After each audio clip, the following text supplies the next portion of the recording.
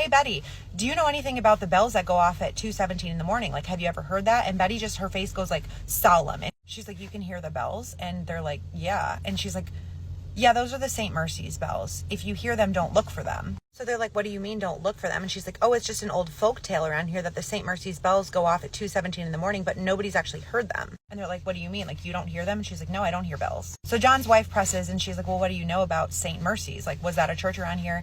And Betty basically just says that it was a folk tale when her kids were in school, that there were ghostly bells that rang at 2:17 in the morning, but that everybody in the neighborhood just kind of assumed that it was just that, just a folk tale. Betty kind of studies them for a minute and then she kind of laughs. She's like, you guys must be playing a joke on me. You must have heard this folk tale and are trying to tell me that you heard the bells. And they're like, no, we really heard them. And she's like, okay, well, all I know about it is that if you hear them, you're not supposed to go outside and look for them. John said his wife was all freaked out after this. And she was like, that didn't rub me the right way. Like, I don't know what's going on. And he's like, it's nothing. Like, she probably just doesn't know about some church that's here. I guarantee you there's a church and the sound is carrying and that's why we can hear the bells. So that night they're laying in bed and they decide that they're going to stay up until 2:17 to hear the bells. They are laying awake in bed. 2:17 comes and goes and they don't hear the bells. John said he's very scientific minded. He does not believe in the paranormal at all. So when they don't hear the bells at 2:17 in the morning, he looks at his wife and he kind of laughs and he's like, well, I guess the ghosts aren't going to play the bells for us since we heard it and we talked about it.